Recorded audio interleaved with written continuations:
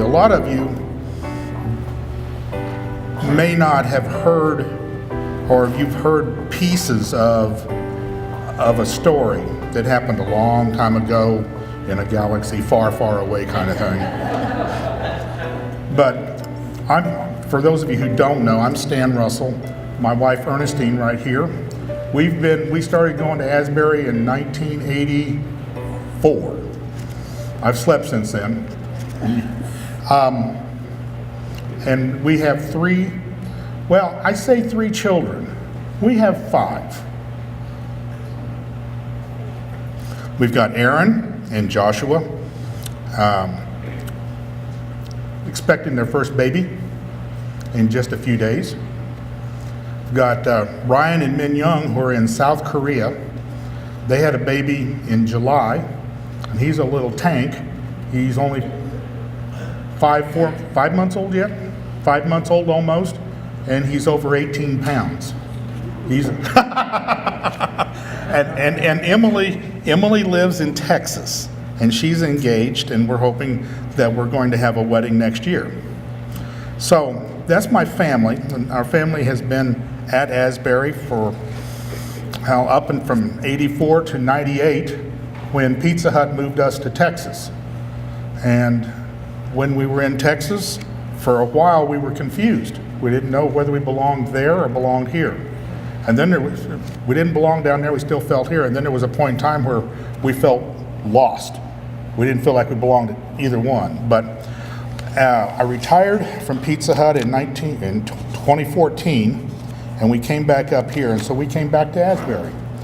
And I think it may be evident when we're all through with the story here of why we came back. I call this a trial, a miracle, and how Santa became part of my life. Can you all hear me okay in the back? Okay. There are seats up front. That's what Rick says. There are seats up front. Just like church. Bro. Just like church. My daughter says that, Dad, you do a lot of detail on this. And I said, yeah, I know. But in order to understand how great God is and how much He worked and what all He did, you kind of have to know what He had to work with. January 28th, 1995 was our 17th wedding anniversary. I'd spent the afternoon shopping for an anniversary present for Ernestine, and it happened to be that was going to be a dishwasher. Our old one had conked out a few weeks earlier, and I hadn't gotten around to replacing it yet. So this year it wasn't going to be a bracelet or a necklace or earrings or anything like that. I bought a dishwasher. I'm such a romantic guy. It was about 7:20 in the evening, and it was cold outside. It was a typical late January evening, and it was about the same time that we'd said our vows 17 years earlier. And Ernestine and I were just spending the time together that night alone. We had music playing in the background, and I held her hand. And I told her just how much I loved her. But Ernestine didn't know what day it was. She didn't know I was holding her hand or that I was even talking to her, because she was in a drug-induced coma and had been for a week. And she was on life support and a machine that was breathing for her to keep her alive.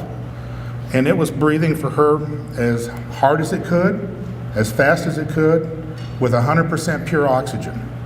And she was on 100% oxygen, I think, for about 10 or 12 days. And that's very toxic on your lungs, I found out, when it's on there for an extended period of time.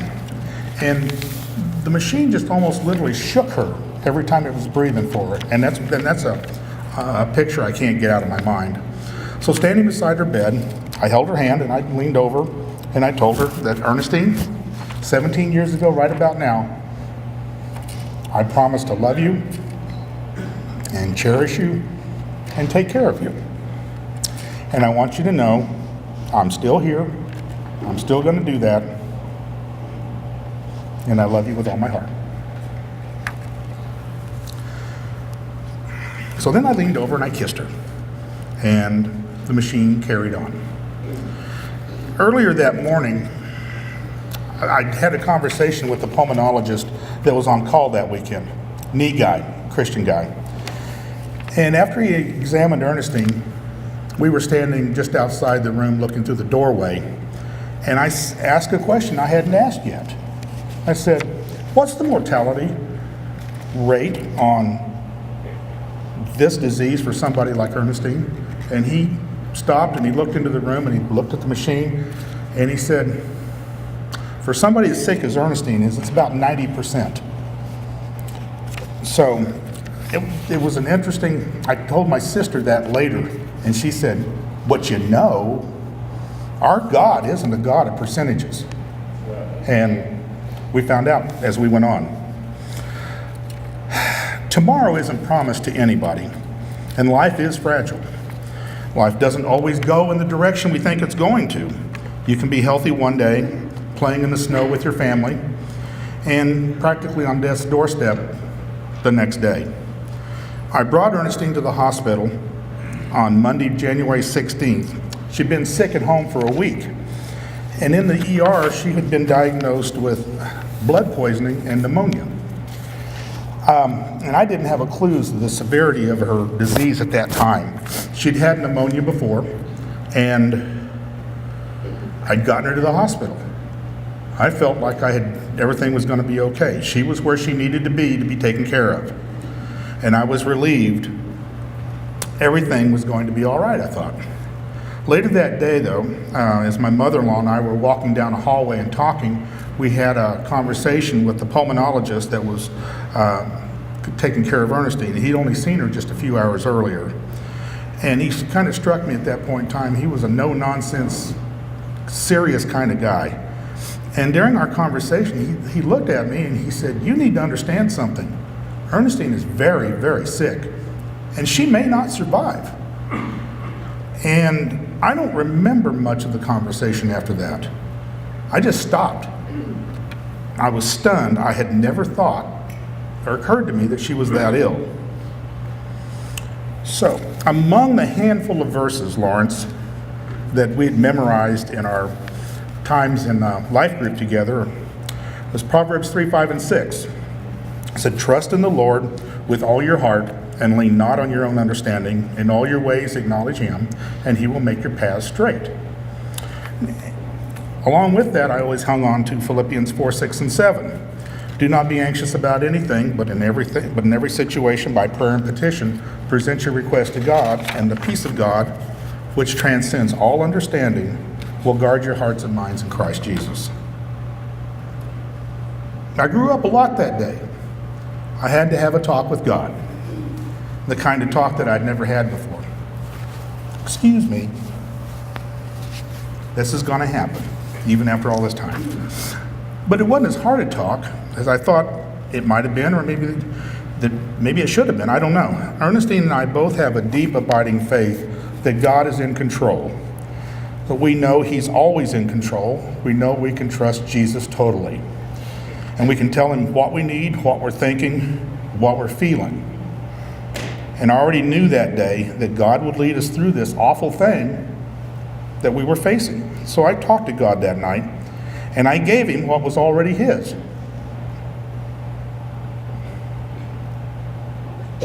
Ernestine, his daughter. I didn't know what decisions was going to be facing me in the coming days.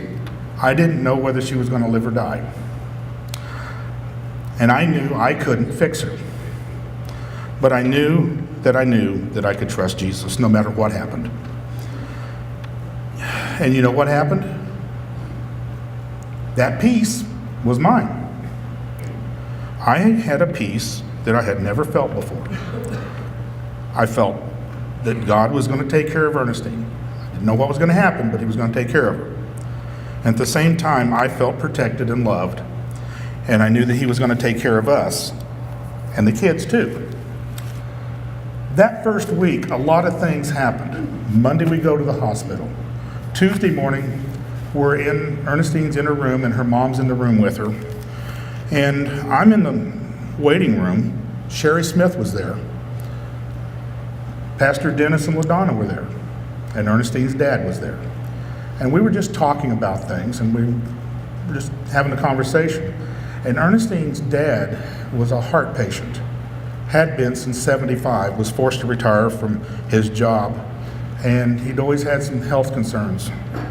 Well, we were sitting around talking, and all of a sudden, his eyes kind of rolled back in his head, and he moaned and practically fell out of his chair, and I caught him. It was kind of a blur. I remember Sherry leaving the room, looking, and because we were in the waiting room, and then I remember seeing medical people rushing in, and somebody hollered for a crash cart. Well, they were able to stabilize Dad. They told us later that if this had happened outside, just walking into the building, that he probably wouldn't have made it. So they put him in a room across the hall from Ernestine because there was no room in the inn, in CICU. So he was directly across the hall from her, but we didn't tell her. We didn't tell her what she was going on because she didn't need to know that. On Wednesday, I authorized a lung biopsy.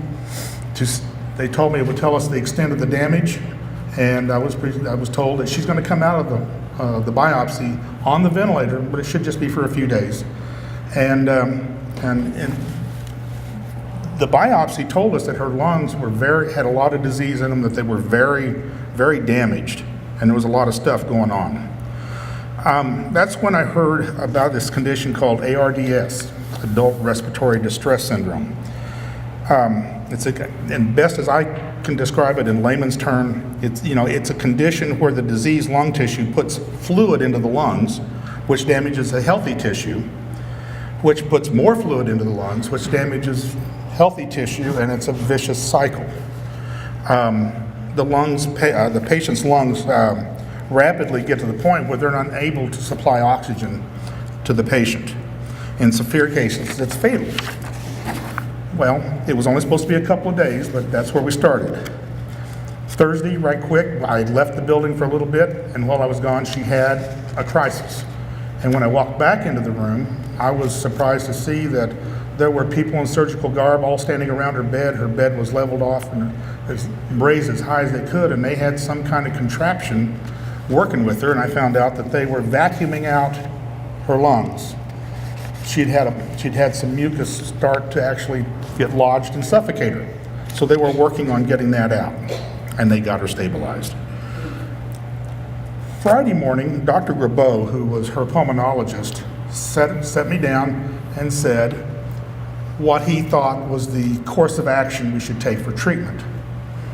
And he said, there's differing opinions on this thing. He said, I favor a steroid approach and giving her steroids to treat this.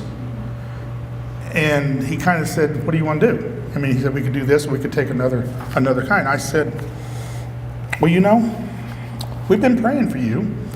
You're God's doctor. You're going to do what you need to do, and I'll trust you.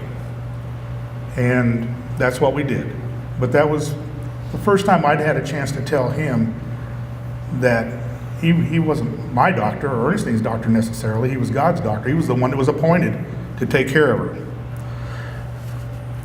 When I took Ernestine to the hospital, I made a phone call after that. I called Jackie Perkins and to let her know what was going on. And for those of you, a lot of you know Jackie and Lawrence are our best friends. We'd met just 11 years earlier at church here, and we've remained best friends for 33 years now. Jackie told me, she said, just tell me what you need and I'll do it. Early on, I didn't know what I needed. There were people that had to tell me to eat sometimes because I would forget what I needed to do. And I've always referred to Jackie as my Jeep driver. She kept me in line and got me where I needed to go, or helped me get things done. Jackie hung up and she went into action like Jackie does. She arranged for the kids to go to a neighbor's house after school until I could come home. And Jackie arranged for meals to be brought to us. She arranged for people to come to our house in the evenings to sit with the kids so I could go back to the hospital.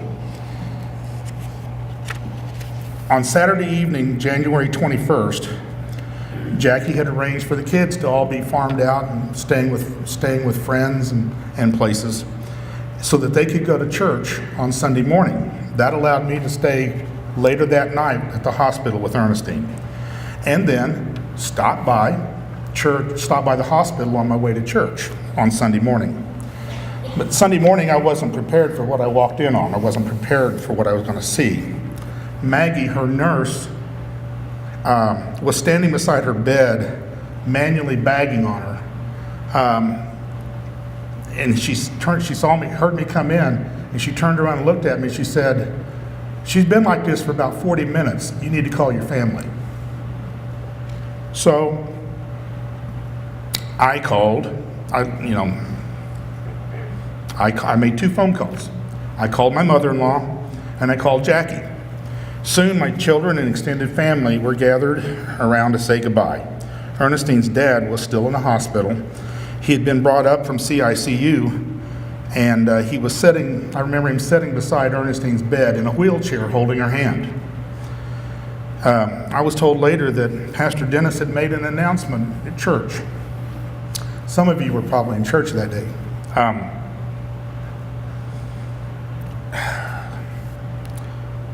He made an announcement that Ernestine was very near death. And I've been told that dozens of people came forward to pray.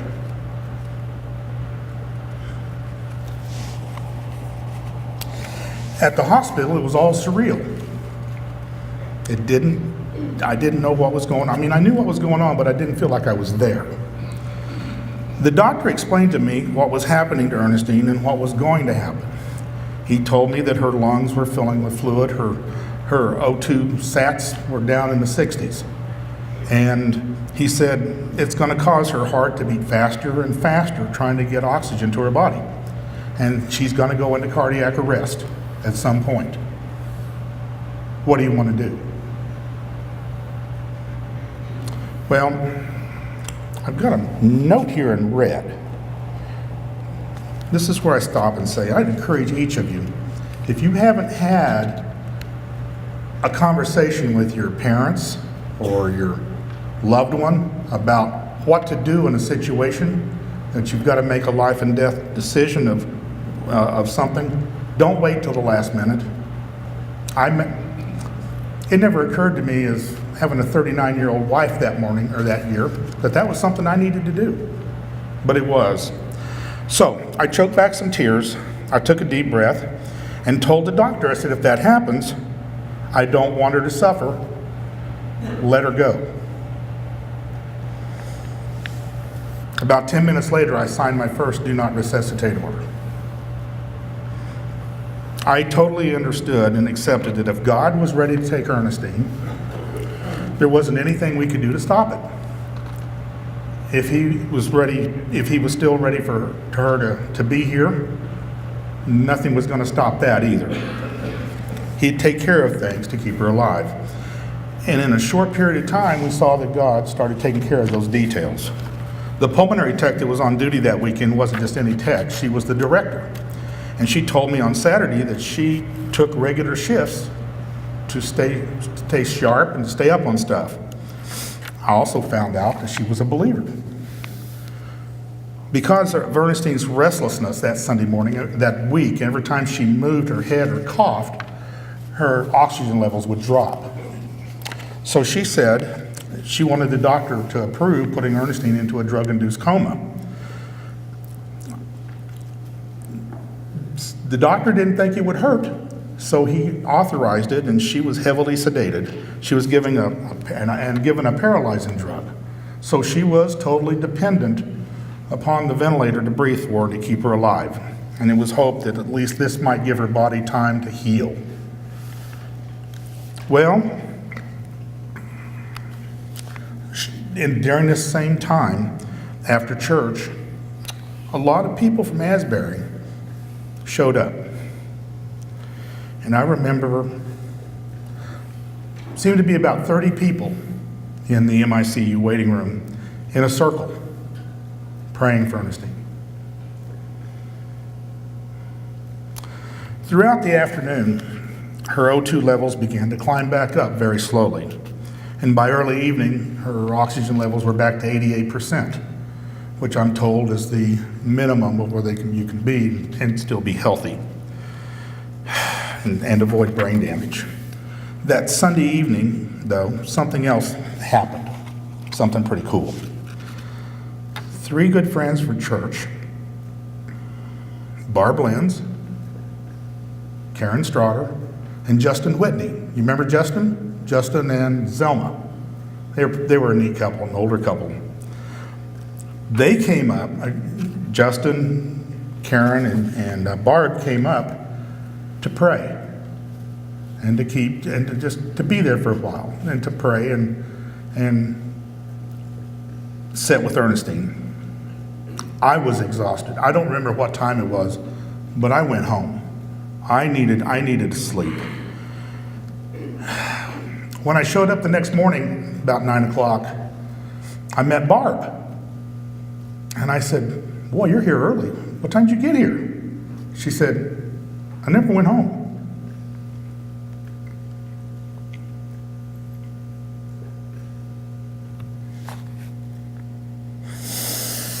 That's powerful.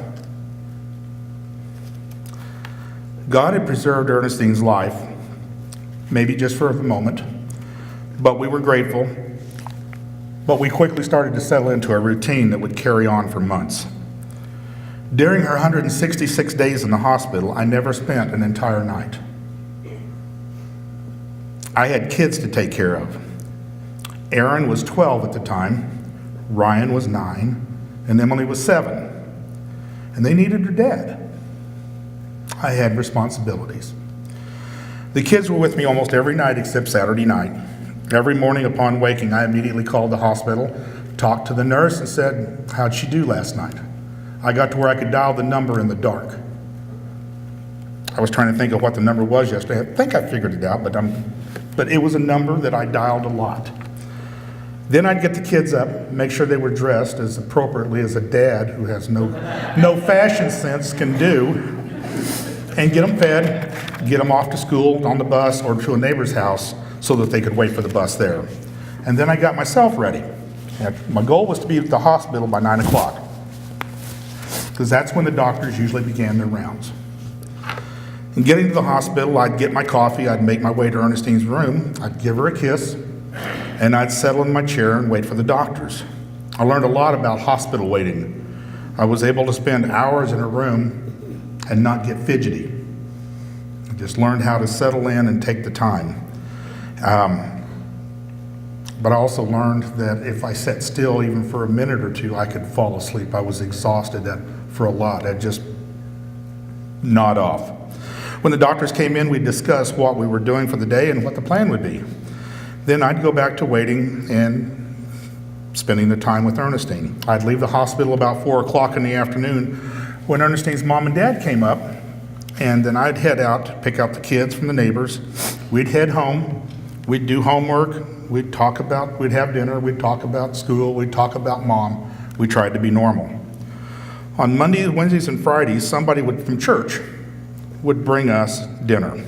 And I had to stop it because they were going to bring it Monday, Tuesday, Wednesday, Thursday, Friday. And that was just a lot of food for 3 kids and an adult. We'd have dinner, and after dinner, somebody from church would drop by, sit with the kids. I'd get back up to the hospital around 7, about shift change, and I'd sit there until about 10:30 so I could get home so the babysitter could go home. And every night before turning off the light, I would call the nurse's station then too, so I'd find out how she was doing. I'd trying to keep in touch. And the next day I'd do the routine all over again. The routine went on for months. And one night in April, I walked out of St. Francis Hospital on the St. Francis side through the old lobby. And as I went through the glass doors, I was standing at the top of those stairs that go down like that. And I just stopped, and it was a nice evening. It was spring. And I could smell fresh cut grass. And it hit me. There was snow and ice on the ground when we went to the hospital, and now they were mowing yards. It just hit me that how much time had really, really passed. And today, when I smell fresh cut grass, that's what I think of. It's just a memory jogger. Well, God blessed us greatly as he continued to show that he was taking care of the details of everything associated with this situation, especially when it came to my job also. My employer paid me my regular salary for months with very minimal participation from me. My VP told me on that Thursday when I had left the office to go run an errand, or left the hospital, I had gone to the office for a few minutes, and my VP caught me and he asked how Ernestine was, and that's when he said, family comes first. Take whatever time you need. And he meant it. And I was just amazed that was really what was going to happen for us.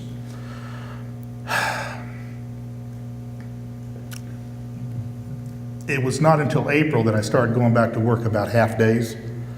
But it was up until for several months, I was with Ernestine.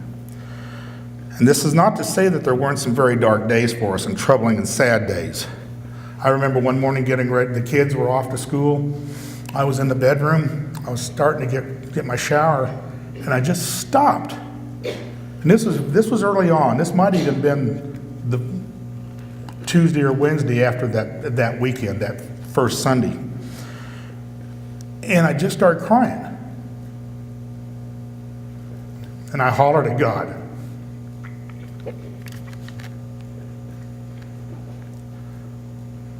Not in a mad way. I was just crying out, and I said, she's not even going to watch her children graduate. Sorry about that.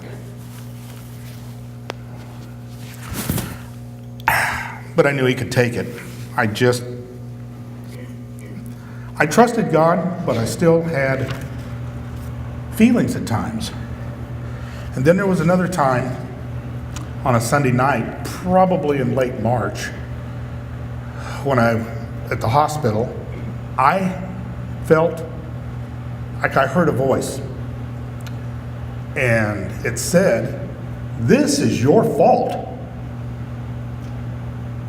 She wouldn't be here now if you hadn't approved that biopsy in the first place. She wouldn't be on the ventilator if you hadn't okayed that procedure back in the beginning." And I had to fight against that.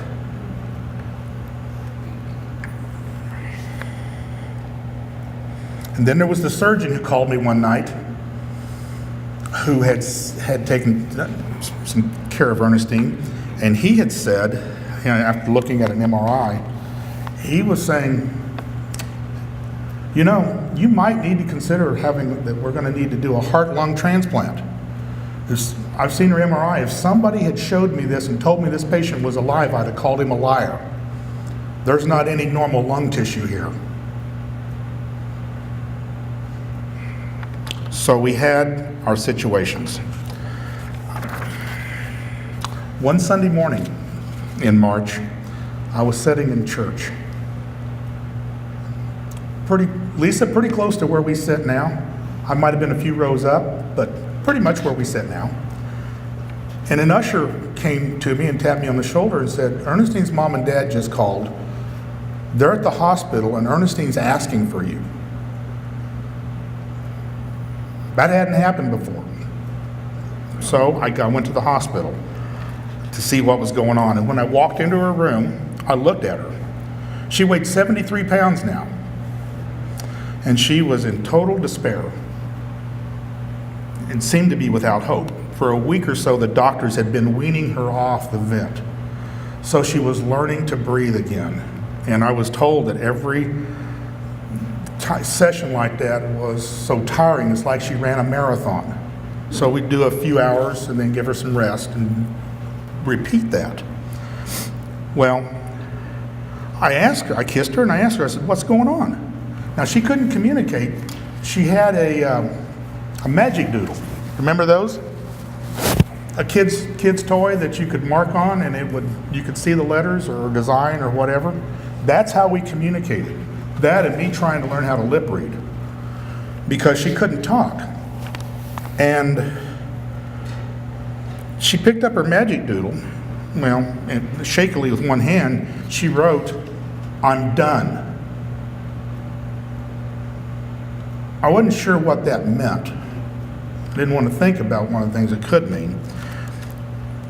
But after a few minutes, I finally understood. She was done. She was ready to go to sleep and never wake up. Well, I explained to her that she was feeling this way because she was so tired because of the exercise. And I reminded her of all the progress that she had made over the past several months, and I told her that she couldn't give up now. I told her that they were ready to put her back on the vent and give her something to rest. And I told her that they'd give her, I told her, I said, the doctor's going to give you something to sleep. And her eyes got great big. She thought I meant that sleep. And I said, no. They're just going to give you something to sleep for a while. You will wake up. Well, she had a look of relief on her face because she knew she couldn't communicate with it. So she was relieved and she relaxed. During each crisis and even during the ordinary days, God provided His grace, His mercy, and strength that it takes to take each day as it comes. And His blessings and provisions were enormous. This is, obviously in the preservation of Ernestine's life, the grace, strength, peace provided by the Holy Spirit to endure each day in its ups and downs of take things as they came. The prayers offered by friends, family, and strangers alike, the God-chosen team of doctors who cared for Ernestine, the nurses who cared for Ernestine. I learned firsthand that they take care of the person sitting in the chair next to the person in the bed, too. The protection of my job with explicit instructions to take care of my family. The friends who took up donations at work, the love and support of our family, the love and support of our 3 great kids who could have gone wheels off during 6 months, but they didn't. They were great. And the love and the support of our Asbury family. You may not know exactly what all that entailed if you were here. If you weren't here, this is all news. If you were here, you may not have heard all of it. Jackie's love and support to coordinate the teams and the people for months was awesome. The friends who brought over 100 meals over those times. The friends who cleaned our house. The people who mowed my yard. The friends who did our laundry. The friends who provided over 160 days of childcare at one point or another, morning or after school. The friends who sat with me in the hospital, the friends and family who sat with Ernestine every weekday after she came home for 2 months because she was too weak to take care of herself. I had down several years ago, we called her the sweet lady from church who wrote Ernestine a note every week for months. We figured out today that it was Jean Maynard. The handwritten get well cards from 24 third graders that Ernestine was helping tutor in math at school. These cards were pasted all over the wall in Ernestine's room. And I saw a doctor cry when he heard what they were for, that it was pretty awesome that her kids were saying, "Get well, I suck at math." I don't think they used that, but that's what they were saying. I need help. The friend who came and sang to Ernestine in the hospital while she was in a coma. The friend who came and played her flute. Barb, Karen, and Justin who spent that overnight vigil. The nurses who cared for me and hugged me during those dark days. The nurses who brought me food on Sunday night. Nurses found out that food worked for me. The clown who came to Ernestine's room and made her smile, and the peace and calmness that was commented on by so many people when they entered her room because we were playing Christian music all the time after that first week. The decision for Christ that was made by a member of church here, that after he realized that how fleeting life can be, the rededication to Christ of one of Ernestine's doctors, the preservation of my health during this time, the preservation of Ernestine's dad's health that Tuesday. The huge blessing I received on Saturday afternoon, a little before 2, on February the 11th, when Ernestine opened her eyes for the first time in 21 days. She couldn't move, she couldn't talk, but she gave me a special clue that she was in there. She scrunched her nose at me, and I knew immediately that was her. The lay witness mission. We did a lay witness mission that fall of 95. And I just was broken down and worn out at that time. And I remember sitting in the pew, and I just started kind of crying. I had told Gordon Dexter a few days earlier that I just felt dirt, brittle, dry desert type of soul. I was so worn out. And I was just praying to God during that lay witness mission. I said, God, I'm just so tired. And I got a tap on my shoulder just about that fast. Somebody behind me tapped me on my shoulder. And I turned around, and this lady from this other church said, "Are you Stan and Ernestine?" And we said, yes. She goes, "We just want you to know that our church has been praying for you for months."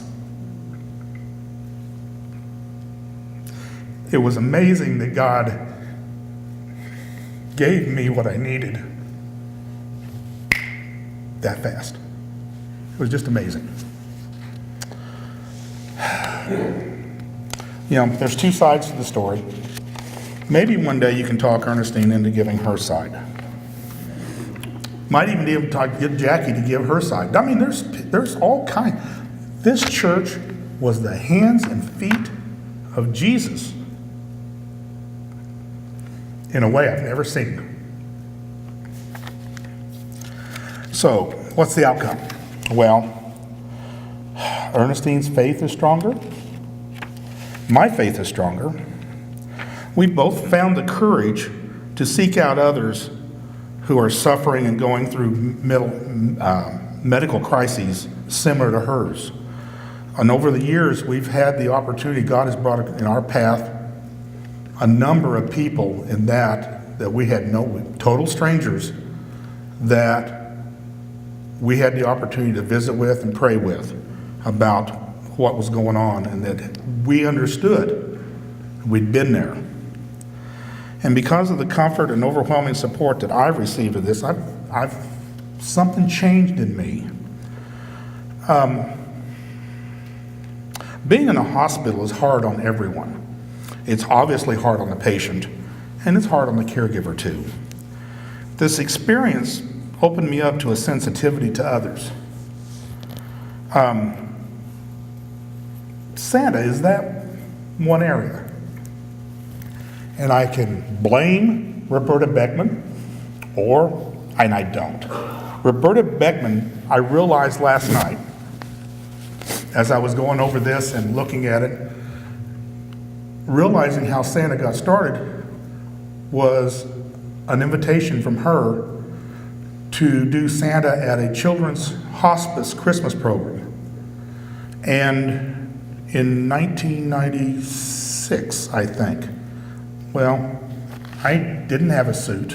I didn't have white hair. I didn't have a beard. And so it required a lot of support to pull that off. But it also required something I said, Roberta, I don't know what to do in a situation like that. What if these kids ask me something regarding their disease? And she really, literally just took my hand and said, they're there. They're just kids. They're not going to ask. They didn't. And from that, I had this feeling that this is something that I'm supposed to do. Well, genetically, it kind of works out. White hair runs in my family. And over the years, I've kind of morphed into that guy. I don't need any padding anymore. This is my real beard. I don't do anything to it. But it is a way that has blessed me while I have had an opportunity to minister to people. We moved back in 2014. Obviously, I'm still stuck in the 1900s, aren't I? We moved back here in 2014, and I started trying to make connections and where can I do Santa? What can I do? And I connected with the NICU at St. Joe. That has been my favorite. My favorite Santa appearance for the last 3 years. I think I'm going to do it again this year. The first year I got to hold a 2.5-pound baby. But last night I had a residential visit. It's the home of one of the nurses at the NICU at St. Joe. And she has asked me since the first time I was at the NIC over to their house. And so last night I was there again. And she escorted me out and we were talking on the porch, and I asked her, how's things at work? And she says, it's busy. She said, you're gonna have a lot of babies to see. She said, do you have a date yet? And I said, yeah, I've got a date and I got a time. She says, I think I'm supposed to be working. She said, I just got back from a conference in Chicago. And I was talking with one of the nurses there, one of the NICU nurses, and she said she heard a story, or she was relaying a story, that a baby in this situation died about 10 days after Christmas. And the family's memory is Santa being with their baby in the NICU. Now, that wasn't me. That was another Santa someplace else. But we don't know. We don't know how that's going to play out. And so, God has called me to that position, and I do enjoy it. But He's given me a special ministry that way. 2 Corinthians 1:3-4 says, praise be to God, the Father of our Lord Jesus Christ, the Father of compassion, the God of all comfort, who comforts us in all of our troubles, so that we can comfort those in any trouble with the comfort we ourselves have received from God. And that's how Santa became part of our life. He's part of our life, isn't he? So thank you. And that's where we're at. Thank you.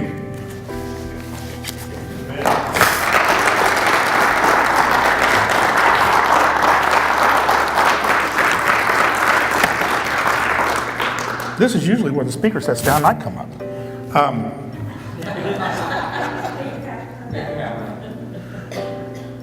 Yeah, change my hat.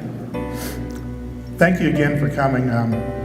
We do appreciate it. When we came back, I'll just say this. After my folks died in 2005, I didn't know I knew that I was wanting to retire at some point, obviously, but I didn't know what we were going to do, whether we were going to come back here or stay in Texas. And there was a point, I know moving to Texas was hard on Ernestine. No, loss of her church, loss of everything that was familiar. We ended up having to start all over. But I remember sometime in about 2010, I heard God tell me, and it was pretty unmistakable, when you retire, take her home. Take her home. So we started making plans to do that. And it wasn't really any doubt in our mind that Asbury would be where we would go. I remember also that asking Pastor Gordon one Sunday, I said, okay, what do I have to do to reactivate our membership? He said, we never took you off the books. We knew you were coming back. So Asbury is home, and Asbury has exhibited to us and to other families the love of Jesus. Thank you. And what do you say? Go in peace?